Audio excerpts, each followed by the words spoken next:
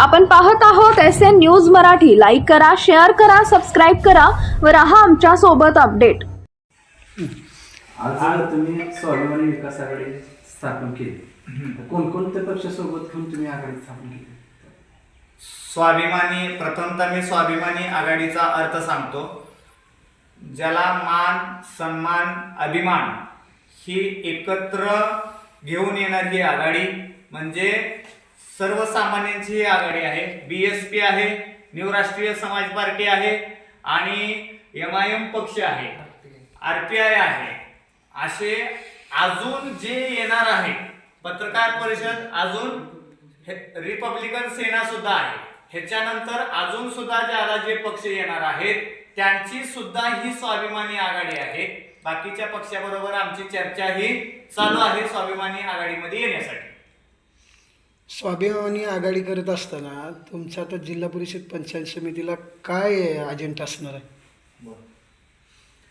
सध्याला जे काय पैशातून सत्तेतून पैसा जे काय केवळवाना म्हणजे केळसवाना राजकारण आहे, ह्याच्यात काही स्वाभिमानी लोक पण आहेत, ते घरपटले जाते. तर महिला सबलीकरण आहे, विकासाचे मुद्दे आहेत, सडक, पाणी, शाळा ही बेसिक सुविधा अजून ग्रामीण भागात पोहोचलेल्या नाही. त्यामुळं त्या बेसिक सुविधा लोकांपर्यंत पोहोचावा आणि लोकांचं राहणीमान सुबल व्हावं, दळणवळण साधनं सुबल व्हावं, यासाठी आम्ही प्रयत्न करणार. आता तुमच्या सोबत जे वेगवेगळ्या पक्षाचे जे उमेदवार आहेत इच्छुक, ते असे म्हणजे उभा राहण्यासाठी सक्षम आहेत असं वाटतं का तुम्हाला? हे बघा, सक्षम याचा अर्थ काही भांडवलशाही, कारखानशाही, पैसेवालीने असं म्हणलाय की तो माणूस 15 ते 20 लाख रुपये मार्केटला घालेल का, असाच याचा अर्थ सक्षम. पण स्वाभिमानी आघाडीचा सक्षम अर्थ असाच आहे, ज्यानं अर्ज भरला तो माघारी न घेणं आणि जनतेच्या समस्यांना सामोरे जाणं, हा स्वाभिमानी आघाडीचा उभं राहण्याचा हा हेतू आहे. आणि आमच्यातले सर्व कार्यकर्ते तन, मन, धन, अर्थ हे सगळ्यांनीशी सक्षम आहेत, जनतेपर्यंत जाण्यासाठी प्रबळ आहेत. आणि तुमच्या पक्ष सगळ्या पक्षाची तुम्ही आघाडी केली आहे, त्या पक्षाचं काही जागा वाटप, काय सूत्र काय ठरलेलं आहे तुमचं? तुम्ही बोला. अजून तर नाही, पण निश्चितच लवकरच आम्ही जाहीर करणार आहे. सगळं अजून काय पक्ष आहेत त्यांच्यासोबत बोलणं चालू आहे. त्या सर्वांना विचारात घेऊन योग्य वेळेस आम्ही त्या सगळ्या गोष्टी जागा वाटपायला आम्ही जाहीर करू. सूत्र कसं असणार आहे? आता कसं आहे की आतापर्यंत तुम्ही बघितलं की दब्या कुचलीची लोक आहेत. मग इथल्या मातंग समाजाला आजपर्यंत ZP तिकीट दिलं नाही, पंचायत समितीचं तिकीट दिलं नाही, होलार समाज आहे, त्यानंतर बौद्ध समाज आहे. ही ज्या ज्या वेळेस आरक्षित जागा पडल्या जाते, SC आरक्षण असेल तरच SC मध्ये विचार केला जातोय. पण ओपन मधून पण हा जो समाज आहे यांचं ह्या मतदारसंघामध्ये अतिशय प्राबल्य आहे. निर्णायक मतदान ह्या समाजाचा आहे, बौद्ध असेल, मातंग असेल, होलार समाज असेल, ही निर्णायक मतदान असताना सुद्धा ह्या प्रस्थापित पक्षांना ही जी लोक आहेत ती विचारात न घेता त्यांच्या म्हणजे त्यांचं जी कार्यकर्ता आहेत, हित संबंध असणारी जी माणसं आहेत, ती लॉर्ड पैशा पाण्यानं ह्या माणसांना ती संधी देऊन पैशाचा वापर करून ह्या दबा कुचल्या समाजाचे मतं विकत घेऊन की त्यांच्यावर राज्य करण्याचं जे आतापर्यंत चाललेलं आहे काम, विकास बघायला ZP जिल्हा परिषद गटामध्ये काय विकास करत नाही. हे नुसतं जिल्हा परिषद गाडीच्या बोर्डावर नाव लावायचं आहे, सदस्य म्हणून नाही करायचं आहे आणि काम ज्यानं तिकीट दिलेलं आहे त्याचीच हमाली करायची आहे. विकास बघायला गेलं तर लॅम्प सोडला तर काय लावलेला आहे त्यांनी, काय विकास केला नाही. कुठल्याही जिल्हा परिषद सदस्यांना आमच्या संग डिबेटला बसू द्या, सांगू द्या ही विकास केला म्हणून. काय जिल्हा परिषद सदस्य तर आम्ही बघितलं की आमच्या गाण्यात त्यांना जिल्हा परिषद सदस्याची व्याख्याच माहीत नाही. अशी सदस्य निवडून येते ती आणि ती जनतेचा विकास करू शकत नाही. त्यामुळं शिकल्या सवरलेली सुशिक्षित लोक आणि युवक वर्गाला भागीदारी देऊन आम्ही या ठिकाणी निवडणुकीच्या रिंगणात पूर्ण ताकदीने उतरणार. तुमच्या युतीचा आघाडीचा जाहीरनामा आणि वचननामा काय असणार? भारतीय संविधान हाच आमचा वचननामा आहे. कारण की भारतीय संविधानाने जे आम्हाला अधिकार दिलेला आहे, खऱ्या अर्थाने बघायला गेलं तर त्या अधिकाराचं म्हणजे कुठंतरी उल्लंघन होतं की त्यांच्याकडून निवडून आल्यानंतर जे विकास व्हायला पाहिजे तो विकास ह्या सदस्याकडनं होत नाही. त्यामुळं येणाऱ्या काळात भारतीय संविधानात हाच आमचा अजेंडा आहे. कारण की येणाऱ्या काळामध्ये जी संविधानानं अधिकार लोकांना दिलेला आहे ती खऱ्या अर्थानं आम्ही काम करणार. आज तुमचं ही स्वाभिमानी गठबंधन जाहीर करताय ना? हो आज आमचं जाहीर जाहीर आहे आमचं. आणि अजून काही छोटं मोठं पक्ष आहेत की त्यांच्यासोबत बोलणं चालू आहे, ती पण आमच्यात येणार आहेत. एमआयएमचे अध्यक्ष बोला. आताच आमच्या गावामध्ये आजी ठोकळे यांनी जे का म्हणणं मांडलं त्यांचं की संविधान हेच आमचं जाहीरनामा असणार आहे. तर संविधानाप्रमाणे आज आपण बघतो की किती त्याचा आचरण त्या पद्धतीने होतंय निवडून आलेल्या पदाधिकाऱ्याकडून. तर आमचं ही भूमिका इथं असणार आहे की जो माणूस या ठिकाणी निवडून आमच्या स्वाभिमान विकास आघाडीमार्फत जाईल तर तो संविधानाला मानणारा, प्रस्थापिताला विरुद्ध बंड करणारा, कारण पुन्हा पुन्हा तेच व्यक्ती निवडणुकीमध्ये उभा राहणे आणि निवडून येणे ही कुठेतरी खंडित झालं पाहिजे. नवीनाला, युवकांना, शिकलेल्यांना संधी मिळाली पाहिजे हाही यातला मुद्दा. आणि दुसरं म्हणजे विकास करत असताना आम्ही जे काही विकास स्वाभिमान आपला कुठेतरी स्वाभिमान जपला पाहिजे प्रत्येकाने आणि त्या पद्धतीतून समाजामध्ये काय झालं पाहिजे. एमआयएम पक्ष देखील या बॅरिस्टर ओवी साहेबांचे जे विचार आहेत ते तळागाळात पोहोचवण्याचा प्रयत्न चालू आहे. आज ग्रामीणमध्ये नगरपालिका असतील, महानगरपालिका असतील, जोमाने हा पक्ष त्या ठिकाणी उमेदवार उभा करत आहे आणि आपले पक्षाचे विचार त्याप्रमाणे आचार करण्याचा प्रयत्न करीत आहे. याही सांगोला तालुक्यामध्ये नक्कीच आम्ही स्वाभिमान विकास आघाडी असेल किंवा आमच्या समविचारी पक्षाच्या संदर्भातून आम्ही निर्णय घेऊन जिल्हा परिषद पंचायत समितीमध्ये एमआय मार्फत आम्ही उमेदवार देऊ. आरपीआयच्या वतीनं काय भूमिका आहे?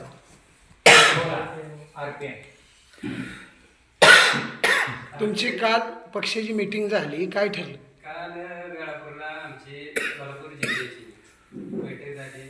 माननीय प्रदेशाध्यक्ष राजाभाऊ सरवदे यांच्या मार्गदर्शनाखाली मीटिंग झाली. येणाऱ्या काळात पंचायत समिती व झेडपी ह्या कशा रीतीने लढायच्या ह्या विचार विनिमयासाठी काल आमची महत्त्वाची बैठक होती. त्या बैठकीत विषय असा झाला की आमच्या आता RPI आम्हाला कुठला पक्ष गृहीतच धरत नाही हो. ज्याच्या संग आमची युती आहे ते सुद्धा गृहीत धरत नाही. ती माता तो उपयोग करते ते. राजाभाऊने आम्हाला कार्य दिला, तुम्हाला जी योग्य वाटते कार्यकर्त्याला ती योग्य करा. त्याच्या पाठीमागे मी खंबीरपणे आहे. सांगोला तालुक्यात आरपीआय आठवले गट स्वाभिमानी आघाडीसोबत सर्व जागा लढवणार. तसं मी माझं वैयक्तिक मत आहे. पक्ष तुमच्या सोबत असणार आहे? सोबत पक्ष असणार आहे का? पक्ष सोबत असणार आहे.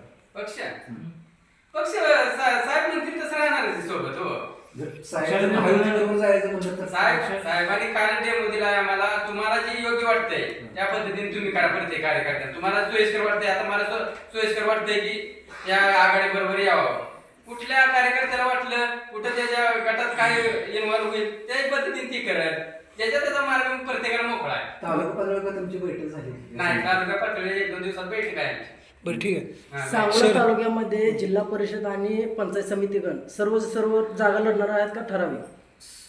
छत्रपती शिवाजी महाराज, अहिल्यादेवी होळकर, उमाजी नाईक, डॉक्टर बाबासाहेब आंबेडकर, फुलेजी, राजर्षी शाहू महाराज या सगळ्यांची शपथ घेऊन, या महामानवांची शपथ घेऊन सांगतो की सांगोला तालुक्यातील सगळे पंचायत गण, महूद गट, जवळा आणि बाकीचे आजूबाजूचे पंचायत गण, पंचायत समित्या, जिल्हा परिषद चांगल्या ताकदीनं प्रस्थापिताला घाम फुटेल त्याचं डिपॉझिट कसं जप्त होईल, आमचा उमेदवार कसा जिंकून येईल असं आमचं टार्गेट ठरलेलं आहे.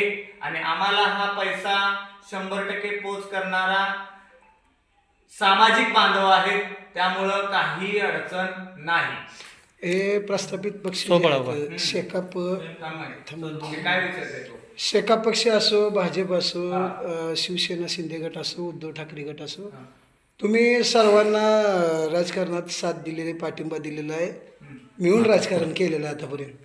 तर आता असं का व्हायला लागलं की तुम्हाला स्वाभिमानी आघाडी स्थापन करावी लागत आहे? तुम्ही चर्चा केली का त्यांच्यासोबत ह्या बाबतीत?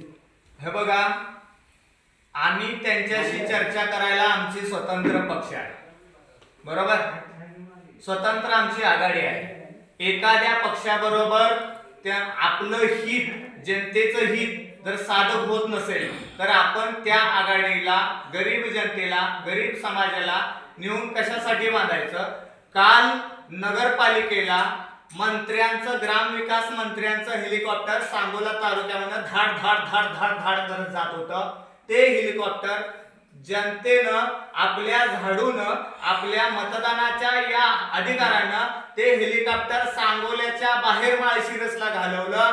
एवढी जनता ही सांगोला तालुक्यातील स्वाभिमानी आहे, अभिमानी आहे. त्यामुळं इथून पुढं पैशाचं राजकारण सांगोला तालुक्यात चालणार नाही आणि जो पैशाचं राजकारण करेल त्याची अवस्था त्या हेलिकॉप्टर सारखीच होईल. तुम्ही नगरपालिकेला सर्व जागा लढण्याचं असं आश्वासन दिलं होतं. हा. अचानक तुमच्या एक पण उमेदवार रिंगणात कसं काय नव्हते आणि आता तुम्ही बोलताय. आता तुम्हाला सांगतो, नगरपालिकेला आम्ही सर्व जागा लढवणार असं आश्वासन दिलं. आम्ही लोक सुद्धा उभी केली, पण काही प्रस्थापित पक्षांनी त्यांना पैशाचं आमिष दाखवून दमदाटी करून त्यांना अर्ज माघारी घ्यावे लागले. बरोबर, आता झाले तर 100% होणार नाही. त्याच्यासाठी ही आघाडी आहे. त्यावेळेला आमची आघाडी नव्हती. असं परत काय होऊ नये ह्याच्यासाठी ही आघाडी आहे. त्यावेळेला हे पक्ष स्वतंत्र लढत होते. आता हे पक्ष स्वाभिमानी आघाडी खाली बांधलं गेलेलं. त्यामुळे हे पक्ष कोणाला जा, उद्या दीपक आबा असेल, उद्या शाली बापू असेल, उद्या बाबासाहेब असेल, अनिकेत असेल, हे कोणी जरी आम्हीच दिलं, मी 10 लाख देतो, 5 लाख देतो, तुला घर देतो, तुला रान देतो, हे आमचं सगळं जी मावळं आहे ती, हे आमचे सगळे जे सरदार आहे ही कशालाही छत्रपती शिवाजी महाराजांचे सगळेच मावळे या स्वराज्यातले हे कुठेही न हलण्यासाठी स्वाभिमानीसाठी इथं आले. त्यांना मान सन्मान न मिळाला. स्वबळाचा नारा इथून पुढं. आणि नुसता सांगोल्यात नाही तर भाई गणपतराव देशमुख यांचं तत्व स्वाभिमानी आघाडी ही सगळ्या महाराष्ट्रात केल्याशिवाय राहणार नाही. का यांची जागीरदारी आहे का तालुक्यामध्ये? का विकत घेतला यांनी हा तालुका? स्वाभिमानी आघाडी जर आली तर पहिलं विकास काम कुठल्या ह्याच्यावर तुम्ही जोर देणार? कुठली विकास कामं असतील तुमची महत्वाची? Rural area development. शहर तर विकास होत असतच, पण ग्रामीण भागातील बालकांचा, महिलांचा, शैक्षणिक असेल, आरोग्य असेल, हे सगळे विकास करणं गरजेचं आहे. आणि पहिला आमचं जे असेल की बाबा रोजगार, हा सगळ्यांना रोजगार मिळाला पाहिजे. जे दूध व्यावसायिक आहेत, दूध उत्पादक आहेत, कारखान्यामध्ये कामाला जाणारे आहेत, त्याचबरोबर सूतगिरणीमध्ये कामाला जाणारे आहेत, त्याचबरोबर काही भांडवलदारांनी स्वतःच्या पक्षाचा प्रचार करण्यासाठी शिक्षण संस्था काढली. त्या शाळेवरती शिक्षक फुकट कामाला जात आहेत. त्यांची लेकरा बाळांचं शिक्षण करता येत नाही. ह्याच्यासाठी स्वाभिमानी आघाडीमध्ये आज शिक्षक सुद्धा येत आहेत, त्यांची मुलं सुद्धा येत आहेत. आणि सर्व हा तालुका इथून महाराष्ट्र, नुसता हा सांगोल तालुक्यासाठी नाहीये, ही सगळ्या महाराष्ट्रासाठी ही एक चिंगारी, ही एक आग आहे. आणि ती सांगोला तालुक्यामध्ये डॉक्टर भाई गणपतराव देशमुख यांचा आशीर्वाद घेऊन सगळ्या महाराष्ट्रामध्ये पसरवण्याचा आम्ही विचार करतोय. तुम्हाला काय साहेब बोलायचं? तुम्ही बोला. हा बोला, त्यांना बोलू द्या, त्यांना विचारा. तुमच्या कोळा गटामध्ये शेका पक्षाचं वर्चस्व एवढं मोठं असताना तुम्ही निवडणूक लढवता, तुम्हाला काय वाटतं तुमचा टिकाव लागेल? आमचा टिकाव साहेब असा आहे की शेकापमध्ये काम करत असताना आमच्या वडिलांनी पण त्यांचं पहिल्यापासून काम केलेलं, आम्ही केलं. आणि आमचं ज्या वेळेला आता त्यांनी जी सुरुवात आमच्यावर त्यांनी जी बाकीच्या काही गोष्टी आम्ही कधी अंमलात आणल्या नाहीत, त्यासाठी की आम्हाला वाटतंय की आम्ही परंपरेचा जो पक्ष आहे त्यांनी कुठल्याही थोड्या खालच्या स्तराच्या लोकांना जर सामावून घेत नसेल तर आपल्याला हा पक्ष बदलला पाहिजे. या भूमिकेनं आम्ही बदल केलेला आहे. बोला तुमचं. मी बाळासाहेब राजगे. पहिल्यांदा निवडणूक लढवतात, पहिल्यांदा काय वाटतं एकंदरीत आता जनतेसमोर जाताना काय असतं? जनतेसमोर आम्ही जात असताना स्वाभिमानी पक्ष हा फुले शाहू आंबेडकर या विचाराचा पक्ष आहे. आणि हा पक्ष निश्चितपणे आम्ही पूर्णपणे ताकदीने पुढे नेऊ. आमच्यावर जेवढी जबाबदारी पक्षाने देईल तेवढी पूर्ण प्रामाणिकपणे आम्ही काम करू. तुमचे काय महूद जिल्हा परिषद गटात आता शेका पक्ष बलाढ्य आहे, शिवसेना आहे, त्याच्यासमोर तुम्ही पहिल्यांदा निवडणूक लढवणार, बलाढ्य म्हणजे नक्की कशासाठी म्हणायचा? तो आर्थिक बलाढ्य आहे का, कामातनं बलाढ्य का, विकास कशासाठी तो बलाढ्य असं समजायचं आपण? आतापर्यंत महत्वाचा मुद्दा कुठंही त्या गटामध्ये कुठलंही सार्वजनिक कुठलं काम नाही. मोहोळ सारख्या सिटीला एसटी स्टँड सुद्धा नाही. इतकी जबरदस्त वाहतूक कोंडे तिथं घेऊन चालतात आणि पूर्ण तिथं कुठलीही महिला सुरक्षित नाही. कुठलाही विषय त्यांनी फक्त ही पैसेवाल्याला 2 कोटी रुपये खर्च किंवा पंचायत समितीला 1 कोटी रुपये दी, ही अशी त्यांची भावना. बलाढ्य हे आर्थिक बलाढ्य, विकासाच्या कामानं बलाढ्य एकही नाही. आणि फक्त गाव भेटी घरी जाऊन त्यांच्या रामराम घालणं, त्यांचे भेटणं हा बलाढ्य नाही किंवा त्यांचा विकास नाही. तुम्ही सर्वसामान्य पुढे जाताना त्यांना दिशा दाखवून द्या, मी काय करू शकतो. आम्ही सत्तेत नसताना सुद्धा केले, करून दाखवतोय. मोहोळ CCTV केलेले आहेत. एसटी स्टँडचा मुद्दा आहे, सार्वजनिक भरपूर असे उपक्रम आम्ही राबवलेले आहेत. आणि सर्वात आमचा महत्वाचा मुद्दा आहे सांगोला तालुक्यामध्ये खवासपूर या ठिकाणी मुख्याध्यापक शाळेवर नसतात. तिथं प्रायव्हेट 5 ते 7 हजार रुपये पगारानं लेडीज कामाला तिथं ठेवले जातात. अशी एक घटना आहे सांगोला तालुक्यात. आजपर्यंत आपले हे आमदार आहेत, या आमदारांचं लक्ष सांगोला तालुक्यातील प्राथमिक शाळेवरती नाही. गरीब वंचित समाजाची लेकरं त्या शाळेवर जातात. हा पहिला उदाहरण आहे. त्यामुळं प्राथमिक शाळेवरती लक्ष ठेवणं, शिक्षक येतो जातो, शिक्षकांच्या गरजा, त्या मुलांच्या गरजा हे सुधारणं हे गरजेचं आहे. आणि प्रायव्हेट शाळांमधली जी दुकानं आहेत ना, यांची पैसे घ्या ना ऍडमिशन द्या, पैसे घ्या ना ऍडमिशन द्या.